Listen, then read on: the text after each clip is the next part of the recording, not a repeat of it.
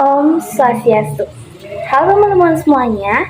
Nah, hari ini saya akan bercerita mengenai Laksamana Malahayati. Nah, kalau kalian belum tahu tentang cerita ini, simak video ini ya teman-teman. Kerajaan Aceh punya sosok laksamana wanita bernama Keyu Malahayati. Keberadaan Keyu Malahayati tidak hanya dikenal di Indonesia, tapi juga di literatur barat seperti Belanda, Inggris, Portugis, dan Prancis. Beliau adalah laksamana wanita pertama di dunia modern. Konflik antara Aceh dan Portugis sudah terus berlanjut hingga akhir seperempat abad ke-17 dari abad ke-16. Pada konflik antara Aceh dan Portugis, muncul tokoh-tokoh yang mempunyai peran penting untuk mempertahankan eksistensi dari kerajaan Aceh. Di antaranya yang paling heroik adalah Keyu Malahayati. Keyu Malahayati oleh warga setempat orang Aceh dikenal dengan Malahayati atau Hayati. Jika ditarik dari silsilah, Keyu Malahayati masih merupakan keturunan dari kalang-kalang Sultan Aceh terdahulu. Ayahnya seorang laksamana yang bernama Mahmud Syah. Kakeknya bernama Muhammad Syahid Syah, seorang laksamana yang merupakan putra dari Sultan Salahuddin Syah yang memerintah pada tahun 1530 sampai 1539 Masehi. Keyu Malahayati merupakan wanita yang mempunyai pangkat laksamana kerajaan Aceh. Beliau memimpin armada laut kerajaan Aceh pada masa Sultan Aladin Riyad Shah Al-Mukminu 1589 sampai 6004. Sebelum menjabat sebagai laksamana, Keyu Malahayati memimpin pasukan wanita. Pasukan ini terdiri dari wanita yang suaminya gugur di medan perang saat peperangan antara Aceh dan juga Portugis. Pembentukan pasukan tersebut merupakan gagasan darinya agar para wanita yang suaminya gugur di medan perang dapat menuntut balas. Permohonan tersebut disetujui oleh Sultan Aceh.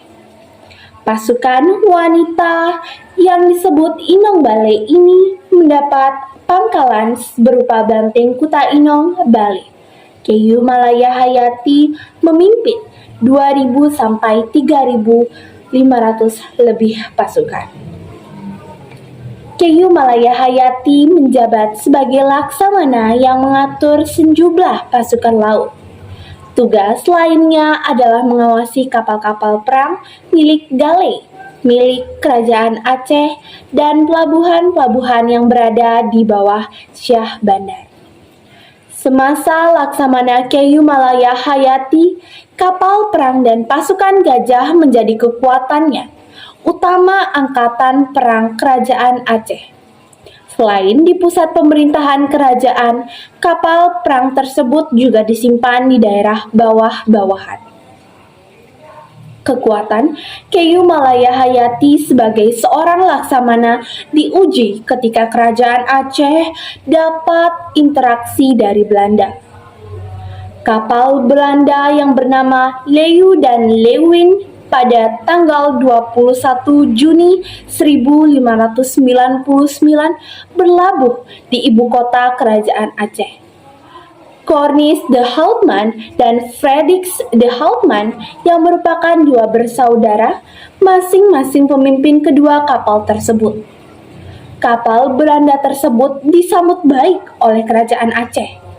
Kerajaan Aceh berharap mendapatkan kerjasama yang baik untuk perdagangan lada. Namun, rupanya kapal Belanda tersebut hendak mengacau di kerajaan Aceh. Laksamana Keyu Malahayati menggagalkan upaya Belanda tersebut. Menurut cerita, Cornish the Halfman tewas dibunuh oleh Keyu Malayahayati dalam duel 1 lawan 1 di geledak kapal. Sedangkan Fredix the Halfman menjadi tahanan kerajaan Aceh. Di samping sebagai laksamana yang cerdas, Keyu Malayahayati juga memegang jabatan sebagai Troop Commander. Jabatan lain yang dipegang adalah diplomat.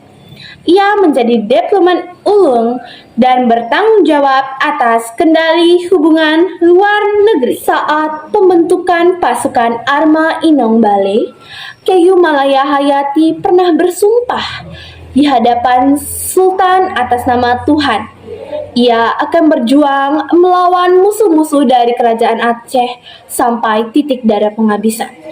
Keyu Malayahayati melaksanakan sumpah tersebut hingga akhirnya gugur di medan pertempuran yang dimenangkan oleh Aceh. Dharma Wangsa Iskandar Muda, Keyu Malayahayati dan pasukan berhasil melawan Portugis dan mengusir dalam pertempuran Teluk Kruyeng Raya. Keyu Malayahayati gugur dan dimakamkan di lereng Bukit Kota Dalam, yaitu pada sebuah bukit terlarang di desa Nelayan. Para penulis dari dunia barat menjulukinya sebagai The Guardian of Aceh Kingdom, dan sosok Malayahayati termasuk ke dalam jajaran Seven World Women in the World, dan juga sebagai best famous warrior at the time. Sekian cerita yang bisa saya sampaikan. Sampai ketemu di cerita selanjutnya. Bye!